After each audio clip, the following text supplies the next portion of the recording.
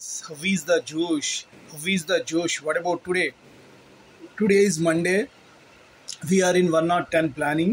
ఇంకొక few days అయితే 1 లెవెల్లోకి వెళ్తారు. మార్నింగ్ యోగా ఎక్సర్సైజ్ చేశారా? Very good. Competitive levels prepare అయ్యే వాళ్ళు they are preparing their exams. What about today's topic?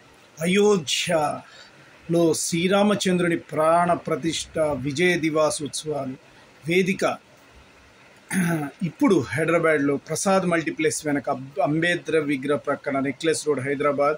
కార్యక్రమ షెడ్యూల్ జనవరి 22, 2024 సాయంత్రం 4 గంటల కార్యక్రమం ఆరంభం.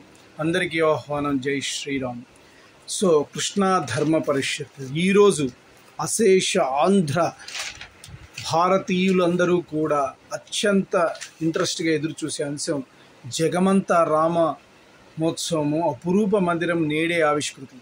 అయోధ్యలో కొలువు తీరనున్న రామయ్య సర్వాంగ సుందరంగా నగరం ముస్తాబు.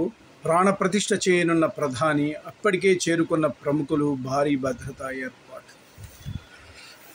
సో ఇప్పుడు ఆదివారం రాత్రి విద్యుత్ దీపాల వెలుగులో శోభాయమానంగా అయోధ్య రామ మందిరం జగమంత సంబరాలతో భక్తి పారవశ్యంతో అంబరాన్ని అయోధ్య నగరవాసులందరూ కూడా ప్రారంభోత్సవం సోమవారం అంగరంగ వైభవంగా జరగనుంది. 500 ఏళ్ల సుదీర్ఘ నిరీక్షణ తర్వాత వేల మంది ప్రత్యక్ష, కోట్ల మంది పరోక్షంగా వీక్షణ మధ్య ఎంతో అద్భుతమైనటువంటి దీనికి ప్రధానమంత్రి నరేంద్ర మోడీ అయోధ్య ఆలయంలో శ్రీరాముని విగ్రహాన్ని ప్రతిష్ఠించనున్నారు. మధ్యాహ్నం 12 గంటలకు ప్రాణ ప్రతిష్ఠ కార్యక్రమం ప్రారంభమై 1 గంటకు ముగియనుంది. వీరందరూ కూడా ఈ ప్రాణ ప్రతిష్ఠ కార్యక్రమాన్ని అద్భుతంగా జరిపిస్తారని మనస్ఫూర్తిగా ప్రార్థిస్తున్నాను. అందరికీ కూడా ఈ శేషు ఛానల్ ద్వారా అందరూ బాగుండాలి, అందులో ఉండాలని కాన్సెప్ట్తో ట్రావెల్ అవుతున్నాం కాబట్టి మీరందరూ కూడా ఎంతో అద్భుతంగా, ఆనందంగా, ఉత్సాహంగా దీని మీద రావాలి.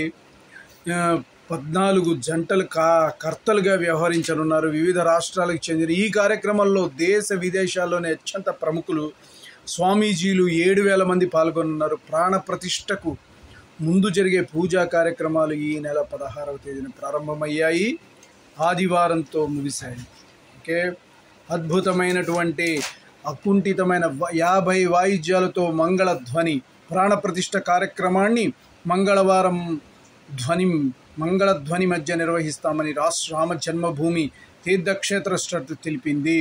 సంగీత ప్రపంచంలో పేరున్న విద్వాంసులు మంగళధ్వని కార్యక్రమంలో పాల్గొంటారని వివరించింది.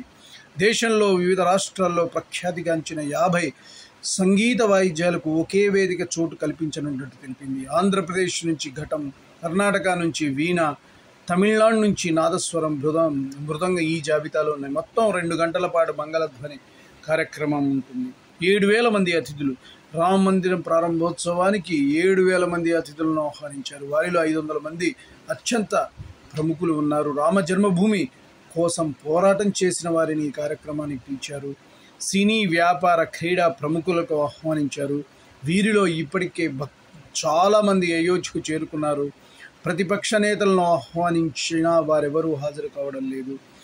గడ్డకట్టే చలిలోనూ దేశం నలుమూల నుంచి పరుగులు, పాదయాత్ర ద్వారా పైకి, సైకిళ్లపై, వాహనాలపై అయోధ్యను చేరుకున్నారు. మతాలకు అతీతంగా పలువురు వచ్చారు. ప్రపంచవ్యాప్తంగా కోట్ల మంది ప్రత్యక్ష ప్రసార ద్వారా ఈ వేడుకను వీక్షించనున్నారు. దేశ విదేశాల్లోని ఆలయంలో సోమవారం ప్రత్యేక పూజలు నిర్వహిస్తారు. వాషింగ్టన్ DC, ప్యారిస్ నుంచి సిడ్నీ దాకా అనేక ఆలయాల్లో ఒక పండగలా ఈ కార్యక్రమాన్ని నిర్వహిస్తున్నారు. దాదాపు 60 దేశాల్లో కార్యక్రమాలు జరగనున్నాయి.